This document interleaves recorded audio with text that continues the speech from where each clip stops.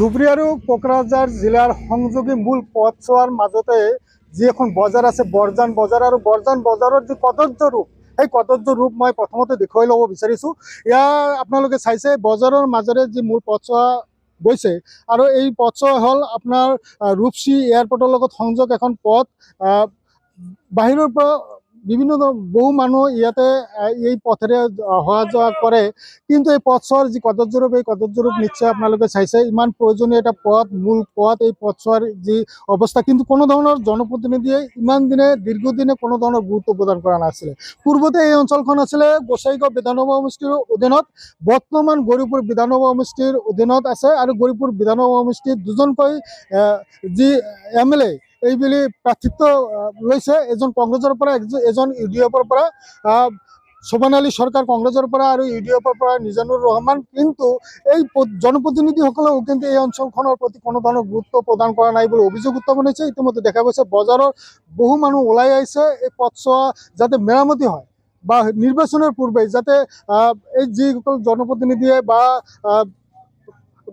এই সমষ্টিখনৰ পৰা প্ৰাৰ্থিত্ব লাভ কৰিছে, নিজাববীয়াকৈ হ'লেও এই পথছোৱাৰ মেৰামতিৰ কাৰণে আবেদন জনাইছে। আমি কথা পাতিব বিচাৰিম, স্থানীয় ৰাইজ আছে, কি ক'ব ধৰে? হয়, এই ৰাস্তাটো যিহেতু DK ৰোডৰ মেইন সংযোগী মূল পথ, অৰ্থাৎ ইয়াৰ ধুবুৰী আৰু কোকৰাঝাৰ ডিষ্ট্ৰিক্টৰ মূল, অৰ্থাৎ ইয়াৰ পৰাই আৰম্ভণি হয়। যিটো এই ৰাস্তাটো আপোনালোকে যি এনে দেখুৱাইছে, যি কদৰ্য ৰূপ, ইয়াৰ কাৰণে বিভিন্ন আমি ইয়াত থকা স্কুল বিদ্যালয়ৰ ল'ৰা ছোৱালী, সাধাৰণ মানুহৰ জীৱিকা নিৰ্ভৰ কৰে। অৰ্থাৎ এই মানুহ এইখিনি ঠাইৰে যাব নোৱাৰে, এতিয়া আমি এখন বাইক লৈ যাব নোৱাৰোঁ বা এজন মানুহে তাত যাব নোৱাৰে।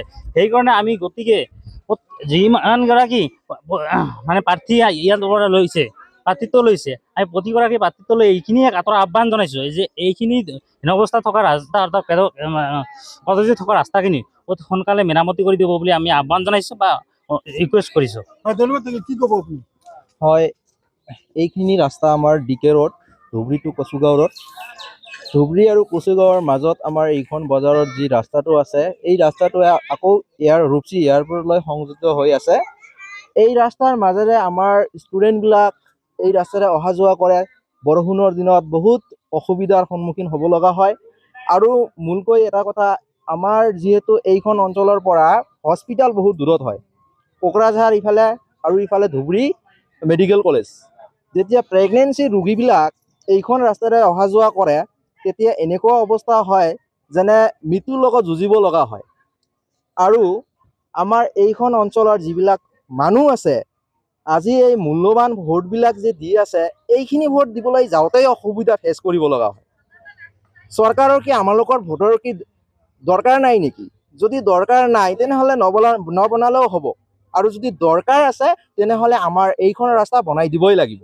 এইখিনি আমাৰ দাবী থাকিল। হয়, ধন্যবাদ থাকিল। হয়, আমাৰ লগত আন এগৰাকী আছে ব্যক্তি, জ্যেষ্ঠ ব্যক্তি, কি ক'ব?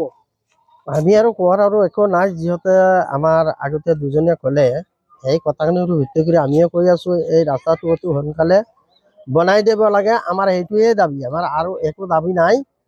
আমি এইটোৱেই খোজোঁ যে আমাৰ অহা যোৱাৰ কাৰণে এই বাটটো হ'লে আমাৰ সুবিধা হ'ব। ল'ৰা ছোৱালী, মানুহ যিবিলাক পাব্লিক অহা যোৱা কৰে, সেইবিলাকৰ অসুবিধা যাতে নহয়, সেইকাৰণে এই ৰাস্তাটো অতি সোনকালে আমাৰ যিবিলাক প্ৰাৰ্থিত্ব লৈছে, সেই প্ৰাৰ্থিত্বসকলৰ ওচৰত মই অনুৰোধ কৰি আছোঁ, এই ৰাস্তাটো বনাই দিব লাগে। হয়, এটা কথা ক'ব লাগিব, সেয়া হ'ল নিৰ্বাচন আহে, নিৰ্বাচন যায়, জনপ্ৰতিনিধি আহে বা যিসকল ৰাজনৈতিক নেতা ইয়ালৈ আহে, প্ৰতিশ্ৰুতি প্ৰদান কৰে, কিন্তু প্ৰতিশ্ৰুতি এৰাই। দীৰ্ঘদিনীয়া এক সমস্যা, এক জৰাজীৰ্ণ পথ, বজাৰৰ মাজভাগৰ যি দৃশ্য, এই দৃশ্য নিশ্চয় আপোনালোকে চালে অনুধাৱন কৰিব পাৰিছে কি পৰিস্থিতিত এই অঞ্চলৰ জনসাধাৰণে বসবাস কৰিব লগা হৈছে, বা এইখন বজাৰৰ যিসকল দোকানী আছে, দোকানীসকলে কিমান কষ্টৰ মাজেৰে দোকানদাৰিত্ব কৰিব লগা হৈছে, বা এইখন বজাৰলৈ যি সাধাৰণ পথচাৰী আহে, সেই পথচাৰীসমূহে কেনেদৰে নিজে এই দুৰ্যোগপূৰ্ণ এখন পথৰ মাজেৰে যাতায়াত কৰিব লগা হৈছে, এনেকুৱা এক পৰিস্থিতি কিন্তু দীৰ্ঘদিনৰ পৰাই এই অঞ্চলৰ ৰাইজে ভোগ কৰি আহিছে। আনহাতে আন এটা কথা ক'ব লাগিব, ইয়াত বজাৰৰ গাতে লাগি আছে এখন দলং, এই দলংখনো এক জৰাজীৰ্ণ অৱস্থা ৰূপ ধাৰণ কৰিছে। এই দলংখনৰ এখন যি ফলক, সেই ফলক আঁৰি দিয়া হৈছে যে এইফালে দলংখন বেয়া হৈ আছে, কিন্তু দলংখনৰ প্ৰতি কোনো কৰ্তৃপক্ষৰ কাণ সাৰ নাই। এনেদৰেই কিন্তু চলিছে যিসমূহ ভিতৰুৱা অঞ্চল বা ভিতৰৰ ঠাইসমূহৰ যিসমূহ বজাৰসমূহ আছে বা বাট পথ আছে বাট পথৰ কিন্তু দুৰৱস্থা। আপুনি বিচৰা বাতৰি পাব কেৱল নিউজ 18 এপত। নিউজ 18 এপ ডাউনলোড কৰিবলৈ স্কেন কৰক এই QR কোড। গুগল প্লে ষ্টৰতো পাব এই নিউজ 18 এপ।